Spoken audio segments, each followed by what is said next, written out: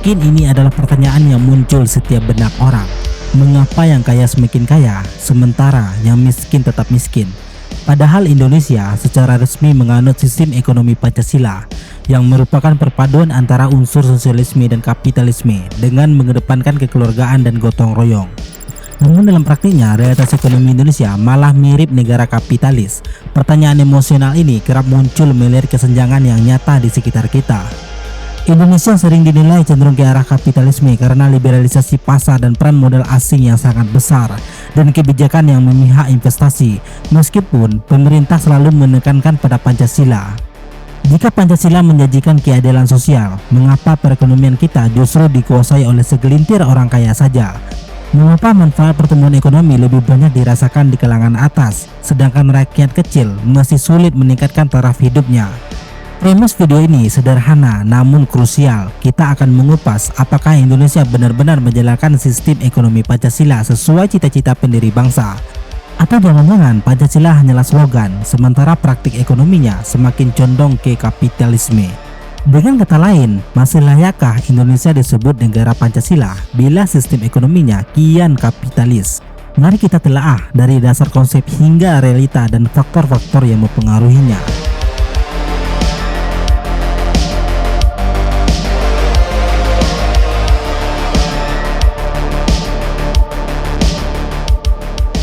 Sebelum menilai praktiknya, kita perlu memahami apa yang dimaksud dengan ekonomi Pancasila.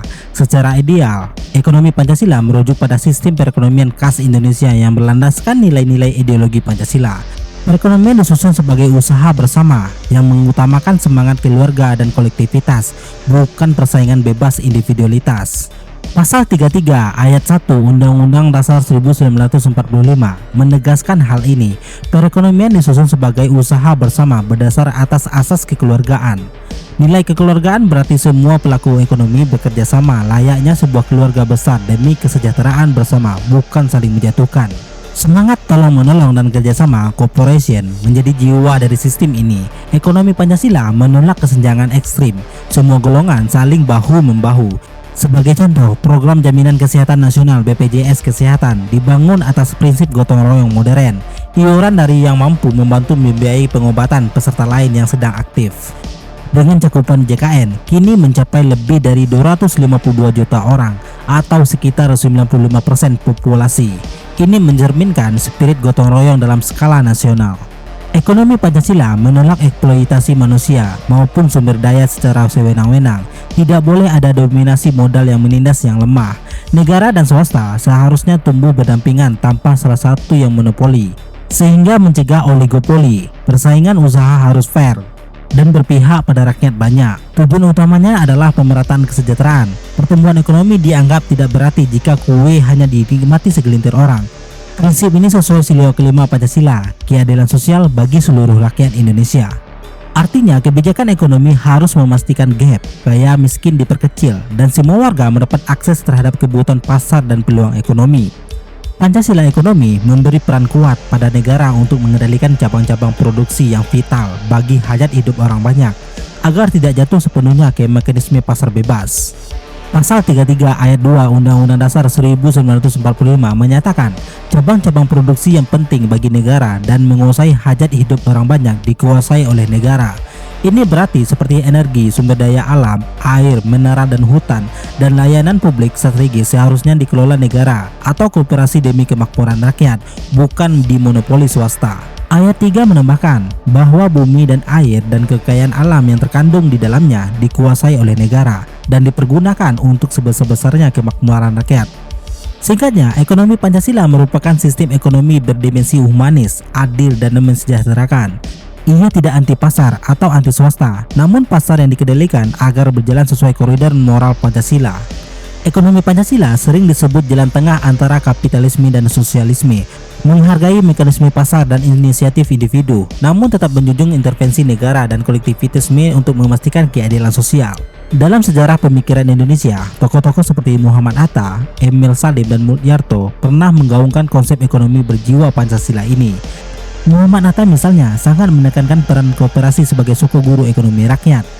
Emil Salim merumuskan ciri sistem ini, di antara tidak boleh ada dominasi modal atas ekonomi dan masyarakat, bukan individu, menjadi pemegang peran sentral. Dan Munjarto mengkritik praktik ekonomi Orde Baru yang menurutnya semakin kapitalistik. Lalu ia menawarkan ekonomi Pancasila sebagai koreksi. Secara ideal, bila benar-benar diterapkan, ekonomi Pancasila akan menghasilkan tatanan ekonomi yang beradab dan inklusif, pertumbuhan yang merata, kemiskinan menurun drastis, tidak ada jurang kaya miskin yang mencolok, serta sumber daya alam dinikmati sebesar-besarnya untuk kemakmuran rakyat banyak, bukan untuk segelintir elit. Itulah gambaran ideal yang tertuang dalam konstitusi dan nilai-nilai Pancasila yang ada di dalamnya.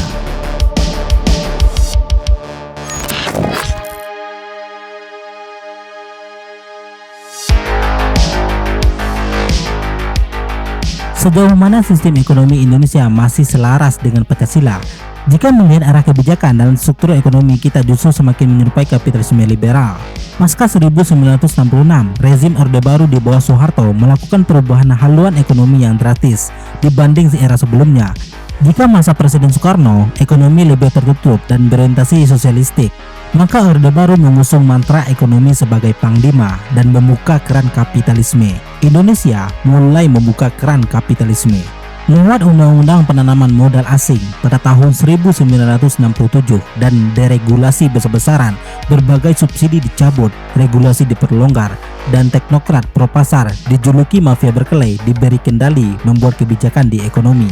Banyak BUMN diprivatisasi atau dilepas sahamnya, monopoli negara atas perdagangan dihapus, dan sektor perbankan deregulasi.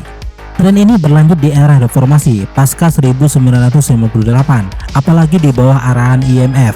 Untuk mendapatkan bantuan krisis, Indonesia dipaksa menerapkan resep neoliberal, perdagangan bebas, privasi BUMN, liberalisasi sektor finansial, dan pencabutan proteksi domestik. Dalam 25 tahun terakhir, IMF dan Bank Dunia gencar mendorong agenda liberalisasi, privatisasi, dan pro-pasar di negara berkembang, termasuk Indonesia. Artinya, banyak kebijakan kita yang diambil bukan semata-mata pilihan ideologis Pancasila, tetapi karena tuntutan sistem ekonomi global. Indonesia bukan satu-satunya, banyak negara berkembang lainnya bernasib serupa, terpaksa membuka pasar domestiknya agar diterima dalam tatanan global. Struktur ekonomi pun semakin terkonsentrasi. Perusahaan-perusahaan besar mendominasi sektor strategis, retail modern, makanan, minuman, telekomunikasi, hingga perbankan. UMKM yang jumlahnya puluhan juta justru kesulitan bersaing karena minim akses modal dan perlindungan. Persaingan bebas tanpa intervensi, negara justru meminggirkan pelaku usaha kecil. Padahal semangat Pancasila menekankan perlindungan pada ekonomi rakyat. Privatisasi turut memperlemah peran negara dalam sektor vital. Banyak kebutuhan pokok seperti beras, gula, dan minyak goreng kini dikuasai koperasi besar. Kasus mahalnya minyak goreng tahun 2022 jadi bukti meski Indonesia produsen CPO terbesar dunia, distribusi dan harga tetap dikendalikan segelintir perusahaan. Ketimpangan kekayaan pun semakin tajam. Menurut TNP 2K, 1% penduduk Indonesia menguasai hampir 50% aset nasional, menjadikan Indonesia salah satu negara dengan kesenjangan tertinggi di dunia. Dalam 2 dekade terakhir, jurang si kaya dan si miskin semakin melebar. Indikasi kuat dari dominasi kapitalis atas semangat pemerataan. Di lapangan ketimpangan tampak jelas. Kota-kota besar tumbuh modern dengan infrastruktur canggih, sementara desa-desa masih bergelut dengan fasilitas minim. Tapi banyak desa dan kawasan terpencil masih berkutat dengan jalan rusak, irigasi minim, dan fasilitas publik seadanya. Investasi swasta cenderung menumpuk di kota, desa hanya sebagian remeh-remeh proyek atau program pemerintahan. Perusahaan tambang dan properti menguasai lahan luas, seringkali mengorbankan kepentingan masyarakat lokal. Di Kalimantan dan Sumatera, jutaan hektar lahan dialokasikan untuk konsumsi tambang batubara dan perkebunan sawit skala raksasa. Data Map Biomas menunjukkan di Sumatera saja, luas perkebunan sawit telah mencapai 10,3 juta hektar pada tahun 2024, nyaris 10 kali lipat dibanding 1990-an. Sementara area pertambangan meluas 5 kali lipat menjadi 146.000 hektar. Ekspansi korporasi ini sering berarti deforestasi besar-besaran dan penggusuran lahan rakyat, baik tanah adat maupun lahan pertanian kecil. Ironisnya, keuntungan dari eksploitasi sumber daya alam tersebut banyak mengalir ke kantong segelintir pemilik modal, termasuk pemodal asing, dan hanya sedikit tersisa untuk masyarakat di sekitar. Harga rumah pun terus naik tak terjangkau generasi muda. Contoh di Jakarta dan kota besar lain, Mimpi Gen Z dan milenial untuk punya rumah sendiri kian sulit terwujud karena pertumbuhan harga properti jauh melampaui kenaikan gajinya. Mantan Menteri Keuangan Sri Mulyani sendiri pernah mengakui kaum muda butuh rumah tapi cannot afford karena daya beli tertinggal dari harga rumah. Fenomena ini menandakan pasar perumahan lebih mengutamakan profit developer ketimbang hak rakyat untuk pemukiman yang layak. Semua fakta ini menegaskan secara praktik Indonesia bergerak ke arah kapitalisme pasar bebas. Liberalisasi, dominasi kapital, dan kesenjangan sosial kini jadi ciri nyata. Ini bertentangan dengan semangat ekonomi Pancasila yang mestinya menempatkan keadilan sosial dan gotong royong sebagai fondasi. Lalu siapa yang bertanggung jawab atas hara ini? Apakah ini semata kegagalan pemerintah? Menyalahkan pemerintah atas arah kapitalistik ekonomi Indonesia memang menggoda. Tapi persoalannya tak sederhana itu. Pemerintah memang punya andil besar, terutama karena orientasi kebijakan sejak Orde Baru hingga kini lebih fokus pada pertumbuhan ekonomi ketimbang pemerataan. Target KDP sangat tinggi, budget investasi dan pembangunan infrastruktur jadi prioritas, sementara distribusi hasilnya tak merata. Undang-undang Cipta Kerja misalnya dirancang menarik investor, tapi minim perlindungan terhadap buruh dan pelaku usaha kecil. Selain itu, keterbatasan APBN membuat pemerintah sangat bergantung pada swasta dan asing. Banyak proyek publik dikerjakan lewat skema kerjasama dengan investor besar. Ketika negara tak cukup kuat mengatur, pembangunan pun mengikuti logika keuntungan, bukan keadilan sosial. Ketergantungan ini juga membuat kebijakan mudah dipengaruhi kepentingan pemodal. Korupsi memperparah keadaan, kebocoran anggaran, proyek asal jadi, dan penyalahgunaan bansos menjauhkan kita dari cita-cita Pancasila. Dana publik yang seharusnya memperkuat layanan rakyat justru hilang di tengah jalan. Korupsi menjauhkan kita dari keadilan sosial karena hanya menguntungkan segelintir pejabat dan kroninya. Sementara rakyat luas dirugikan. Selama praktik KKN masih marak, program pro rakyat akan terus terhambat. Pemerintah dari era ke era kebanyakan melanjutkan paradigma pembangunan yang bias pertumbuhan dan pro modal. Jadi ini masalah berkelanjutan lintas rezim, bukan satu rezim saja. Mungkin sebagian pejabat ingin tulus pro rakyat, namun tekanan politik dan jaringan oligarki membatasi ruang gerak mereka. Dengan kata lain, ada pet dependensi, warisan kebijakan lampau dan struktur ekonomi yang membuat siapapun pemerintahnya akan menghadapi dilema yang sama. Memang, pemerintah memiliki andil besar atas arah kapitalistik ekonomi Indonesia melalui kebijakan yang salah arah atau implementasi yang korup. Namun, menyalahkan pemerintah saja tidak cukup karena ada kekuatan struktural yang lain. Pemerintah kita boleh jadi salah arah kebijakan, tetapi ini bukan satu-satunya faktor. Untuk memahami utuh, kita harus melihat siapa di balik layar kebijakan ekonomi dan apa akar masalah sistemiknya. Pembahasan selanjutnya akan membawa kita mengenai oligarki dan ekonomi politik.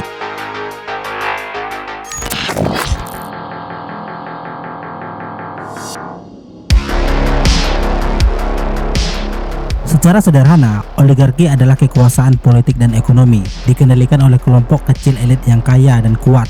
Jika demokrasi idealnya dari rakyat, oleh rakyat, untuk rakyat, maka oligarki adalah dari elit, oleh elit, untuk elit.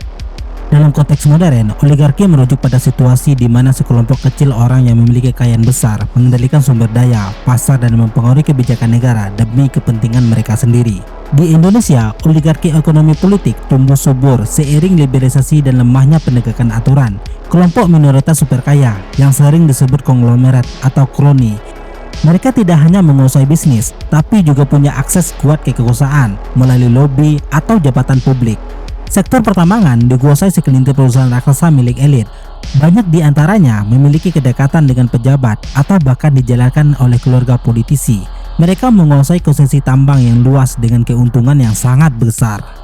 Demikian pula sektor minyak bumi dan gas. Meski Pertamina BUMN dominan, ada bagian hulu yang selalu dikelola swasta asing. Beberapa oligarki di dalam negeri menjadi mitra atau subkontraktor kunci di sektor energi. Dengan kendali atas sumber energi vital, mereka punya pengaruh ekonomi besar sekaligus bergaining power terhadap pemerintah. Indonesia produsen kelapa sawit nomor 1 di dunia, namun lahan sawit belasan juta hektar terkonsentrasi pada belasan grup perusahaan besar, baik nasional maupun asing. Keuntungan sawit sampai miliar dolar per tahun menumpuk ke segelintir bos perusahaan. Sementara petani plasma mendapat porsi yang sangat kecil. Para raja sawit ini termasuk keluarga-keluarga terkaya di Indonesia yang tentu punya suara terdengar oleh pengambil kebijakan. Terlihat dari kebijakan ekspor FCVO, tarif dan lain-lainnya yang sering memihak produsen besar. Oligarki memiliki sumber daya luar biasa untuk mempengaruhi kebijakan publik demi keuntungan mereka. Mereka bisa melakukan lobby politik intensif, mendekati pejabat, membiayai kampanye pemilu calon tertentu, atau menempatkan orang mereka di lingkaran kekuasaan. Akibatnya, banyak kebijakan lahir cenderung pro investor besar ketimbang pro rakyat. Contoh nyata, sejumlah regulasi dan undang-undang belakangan ini dinilai condong menguntungkan pemodal besar. Undang-Undang Minerba tahun 2020 yang memberi kelonggaran perpanjangan izin tambang raksasa. Undang-Undang Cipta Kerja yang mengurangi regulasi lingkungan dan hak buruh yang disambut baik oleh asosiasi pengusaha besar. Sementara aspirasi rakyat kecil sering tersisih. Sebagai ilustrasi, ketika buruh dan mahasiswa berdemonstrasi menolak Undang-Undang Cipta Kerja karena dianggap merugikan pekerja, undang-undang itu tetap jalan mulus karena dukungan kuat koalisi elit politik dan pengusaha. Oligarki inilah faktor struktural yang membuat ekonomi Pancasila sulit terwujud lebih dari sekedar teori. Selama kelompok elit kaya ini bisa membajak demokrasi untuk kepentingan sendiri, maka kebijakan ekonominya akan bias pada pemilik modal kapitalistik. Bahkan badan legislatif dan partai politik pun banyak bergantung pada cukong-cukong finansial, sehingga sulit mengharapkan lahirnya undang-undang yang benar-benar anti oligarki. Arif Budimanta, pengamat ekonomi, menyebut oligarki ekonomi adalah ancaman terbesar dalam mewujudkan keadilan sosial. Kenapa? Karena oligarki dapat menentukan harga pasar seenaknya, menghambat lahirnya wirausaha baru, dan tentunya menambah ketimpangan. Oligarki ekonomi jelas bertentangan dengan sistem ekonomi Pancasila yang basisnya keadilan sosial dan pemerataan. Selama struktur oligarki ini dominan, ekonomi Pancasila akan sulit keluar dari buku, teks, dan pidato seremonial semata. Nilai-nilai luhur Pancasila tentang egaliter dan gotong royong akan kalah oleh hukum besi oligarki yang mengejar laba dan kekuasaan. Dengan kata lain, tantangan terbesar penerapan ekonomi berkeadilan di Indonesia adalah mengikis cengkeraman oligarki tersebut. Tanpa penanganan oligarki, upaya apapun menuju ekonomi Pancasila ibarat berenang melawan arus.